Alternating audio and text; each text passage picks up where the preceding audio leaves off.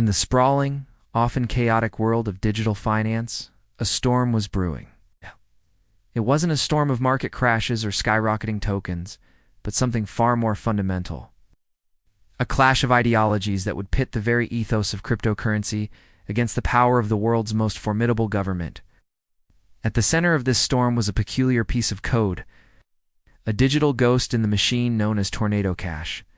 This is the story of how a tool designed for privacy became a battleground for the future of the internet itself. This is Operation Tornado, the fight for privacy in an age of absolute power.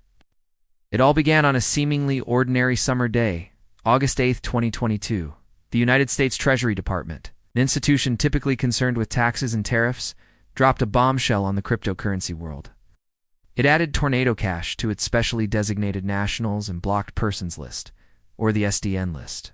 This wasn't just a warning or a slap on the wrist. It was the financial equivalent of a death sentence. Suddenly, any American citizen or entity interacting with Tornado Cash, sending money to it, receiving money from it, even just running its software, was committing a federal crime, punishable by severe fines and decades in prison.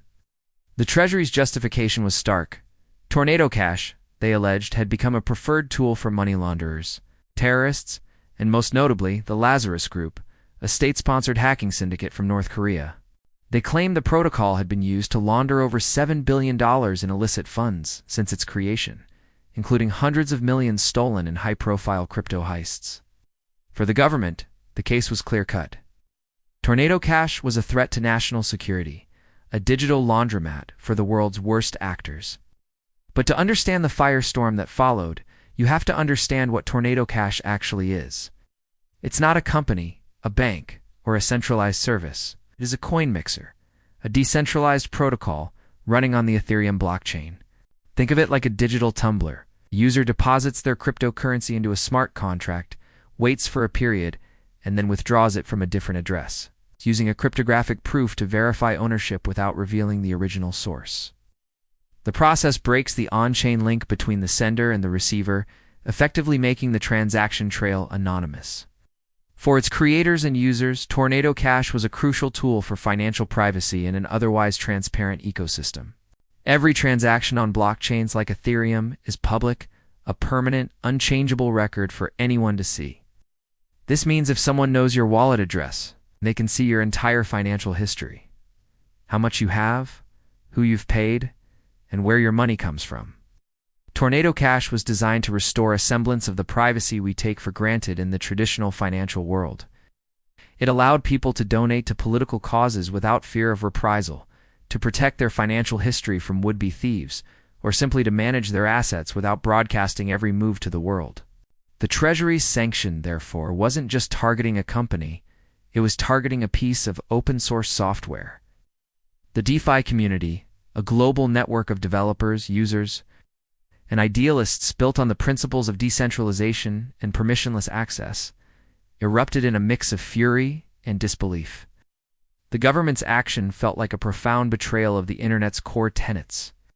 To them, sanctioning a protocol was like sanctioning a highway because criminals used it to get away. The tool itself was neutral. It was the user's intent that mattered.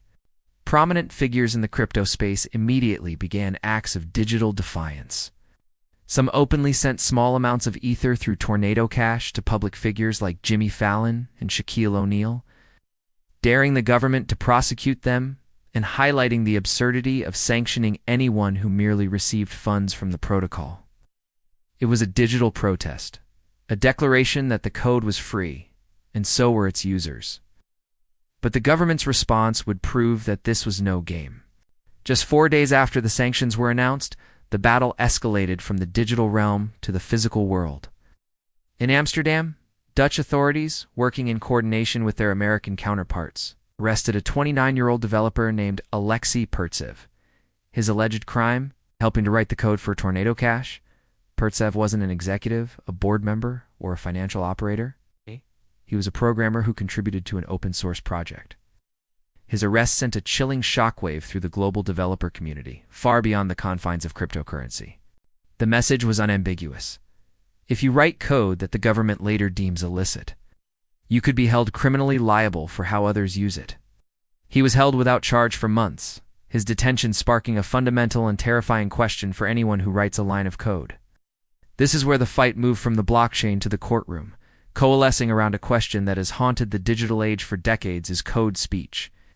The First Amendment of the U.S. Constitution protects freedom of speech, protection that has been extended over the years to include everything from political pamphlets to artistic expression. The legal argument championed by crypto advocacy groups like Coin Center and the Electronic Frontier Foundation is that computer code is a form of language. It's a set of instructions, a way of expressing ideas and logic, just like English or French. Writing and publishing code, they argue, is a form of expression and should therefore be protected speech. In the 1990s, a landmark case, Bernstein v. United States established that software source code was indeed speech protected by the First Amendment. The court ruled that the government could not prevent a mathematician from publishing his encryption algorithm.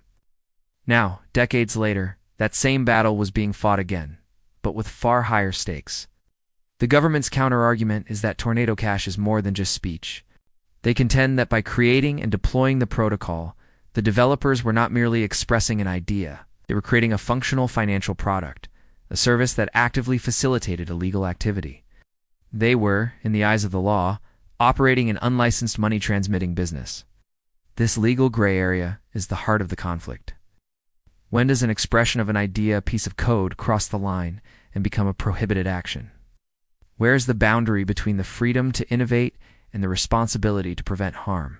The prosecution of Pertsev, and later the indictment of Tornado Cash's other founders, Roman Storm and Roman Semenov, hinges on this very distinction. The government alleges they knew their creation was being used for illicit purposes and not only failed to stop it, but actively designed it to be appealing to criminals. Their defenders argued they simply built a neutral tool and had no control over its use once it was deployed on the decentralized, immutable blockchain.